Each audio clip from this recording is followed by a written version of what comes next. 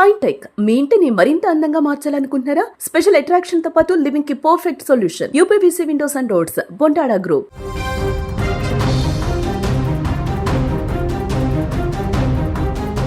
బంగ్లాదేశ్ మరోసారి అగ్నిగుండంలో మారింది. రాడికల్ లీడర్ షరీఫ్ ఉస్మాన్ హాదీ మరణం ఆ దేశంలో నివురుగప్పిన నిప్పులా ఉన్న భారత వ్యతిరేకతను ఒక్కసారిగా బయటపెట్టింది.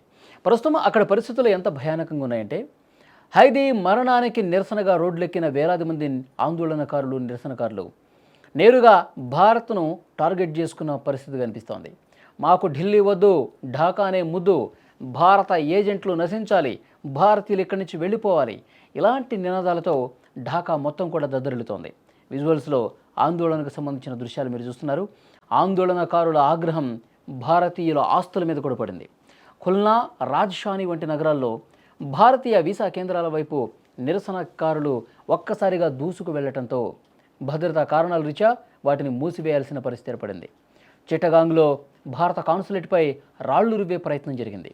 భారత్కు అనుకూలంగా వార్తలు రాస్తున్నారన్న నెపంతో ప్రముఖ పత్రికల ఆఫీసులకు నిప్పు పెట్టడం అక్కడి అరాచకానికి పరాకాష్ఠగా మారినటువంటి పరిస్థితి కనిపిస్తోంది. ఎక్కడ చూసినా ఆందోళనకారులు రోడ్ల మీదకి వచ్చి ఆందోళన చేస్తున్నారు. ఎక్కడ ఏ వాహనం కనిపిస్తే దానికి నిప్పు పెడుతున్నారు. పత్రికల కార్యాలయాల దగ్గరికి వెళ్తున్నారు, ఆందోళన చేస్తున్నారు, వాటికి నిప్పు పెడుతున్నారు. భారతీయులకు వ్యతిరేకంగా, అక్కడ ఉన్నటువంటి భారత అధికారులకు వ్యతిరేకంగా, భారత్కు అనుకూలంగా రాస్తున్నటువంటి పత్రికలు అని చెప్పి వాటికి భారత ముద్ర వేసి పెద్ద ఎత్తున ఆందోళన చేసి కార్యాలయాల ధ్వంసానికి కూడా పాల్పడుతున్నటువంటి పరిస్థితి. బంగ్లాదేశ్లో అల్లర్లపై భారత్ పూర్తిగా ప్రస్తుతం అప్రమత్తమైంది. భారత విదేశాంగ శాఖ ఈ పరిణామాలపై వేగంగా స్పందించింది. చాలా సీరియస్గానే స్పందించినటువంటి పరిస్థితి ఉంది. కేంద్రం వెంటనే భారతీయులకు హెచ్చరికలు జారీ చేసింది.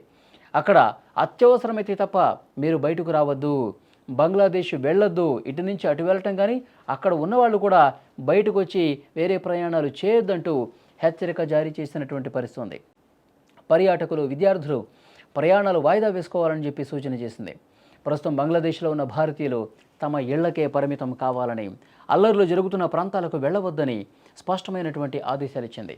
అక్కడున్న భారతీయులు ఎప్పటికప్పుడు ఢాకాలోని భారత హైకమిషన్తో సంప్రదింపులు జరపాలని, ఏ చిన్న ప్రమాదం అనిపించినా హెల్ప్ లైన్ ఆశ్రయించవచ్చని కోరింది. భారత ప్రభుత్వం కేవలం హెచ్చరికలతోనే ఆగలేదు. బంగ్లాదేశ్ అధికారులతో మాట్లాడి తమ దౌత్య కార్యాలయాలకు, అక్కడ పనిచేస్తున్న భారతీయ సిబ్బందికి పూర్తి రక్షణ కల్పించాల్సినటువంటి బాధ్యత మీదేనని గట్టిగా కూడా చెప్పింది. బంగ్లాదేశ్లో ఇప్పుడు జరుగుతుంది కేవలం నిరసనలు కాదు, అది స్పష్టమైనటువంటి ద్వేషం కనిపిస్తోంది.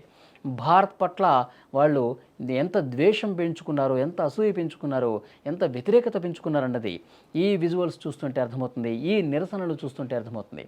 హసీనా హయాంలో ఉన్న స్నేహబంధం ఇప్పుడు శత్రుత్వం వైపు అడుగులేస్తోందా అనే అనుమానం ఈ ఘటనలో రుజువు చేస్తున్నటువంటి పరిస్థితి ఉంది.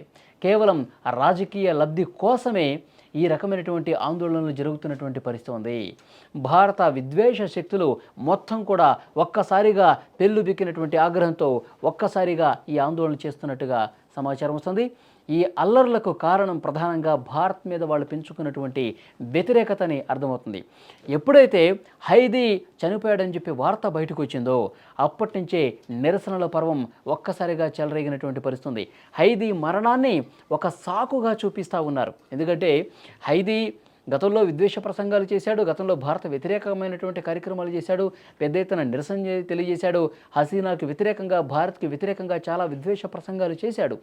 అయితే దుండగులు, ఎవరో గుర్తు తెలియని దుండగులు అతని మీద దాడి చేశారు, కాల్పులు జరిపారు.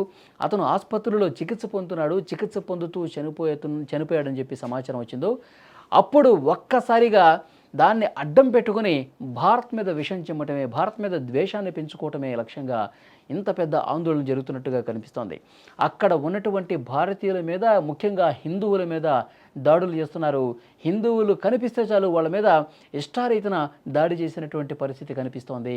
సో ముఖ్యంగా అలాంటి ఆందోళనలు పెద్ద ఎత్తున జరుగుతున్నటువంటి నేపథ్యంలో భారత ప్రభుత్వం కూడా చాలా సీరియస్గా రియాక్ట్ అయింది. భారతీయులు ఎవరు కూడా అటు వెళ్ళొద్దు, భారతీయులు అటు అనవసరమైనటువంటి ప్రయాణాలు చేయొద్దు, ముఖ్యంగా విద్యార్థులు కావచ్చు, ఇతర ఉద్యోగులు కావచ్చు, అక్కడ పని మీద వెళ్ళేవాళ్ళు కావచ్చు, ప్రస్తుతం జాగ్రత్తగా ఉండాలి, ఎలాంటి ప్రయాణాలు చేయొద్దని చెప్పి చాలా స్పష్టమైనటువంటి హెచ్చరిక కూడా పంపించింది.